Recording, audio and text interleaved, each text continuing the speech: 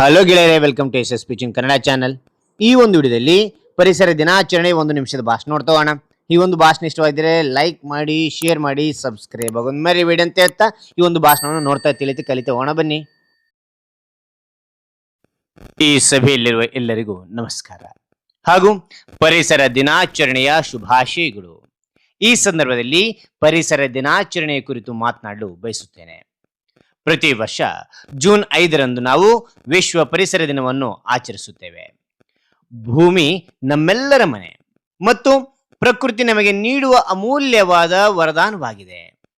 ಆದರೆ ಇಂದಿನ ದಿನಗಳಲ್ಲಿ ಮಾಲಿನ್ಯ ಮತ್ತು ಪ್ಲಾಸ್ಟಿಕ್ ಬಳಕೆಯಿಂದ ನಮ್ಮ ಪರಿಸರವು ತೀವ್ರವಾಗಿ ಹಾಳಾಗುತ್ತಿದೆ. ನಾವು ವಿನಾಶದಂಚಿನಲ್ಲಿರುವ ನಮ್ಮ ಪ್ರಕೃತಿಯನ್ನು ರಕ್ಷಿಸಲು ಈಗಿನಿಂದಲೇ ಸಣ್ಣ ಹೆಜ್ಜೆಗಳನ್ನು ಇಡಬೇಕಿದೆ. ಹೆಚ್ಚು ಹೆಚ್ಚು ಗಿಡಗಳನ್ನು ನೆಡುವುದು, ಪ್ಲಾಸ್ಟಿಕ್ ಬಳಕೆಯನ್ನು ಸಂಪೂರ್ಣವಾಗಿ ನಿಲ್ಲಿಸುವುದು, ನೀರು ಮತ್ತು ವಿದ್ಯುತ್ ಉಳಿಸುವುದು ನಮ್ಮ ಪ್ರಮುಖ ಕರ್ತವ್ಯವಾಗಿದೆ. ಪ್ರಕೃತಿ ಇದ್ದರೆ ಮಾತ್ರ ನಮ್ಮ ಅಸ್ತಿತ್ವ ಸಾಧ್ಯ. ನಾವು ಪ್ರಕೃತಿಯನ್ನು ಉಳಿಸಿದರೆ ಪ್ರಕೃತಿ ನಮ್ಮನ್ನು ಉಳಿಸುತ್ತದೆ.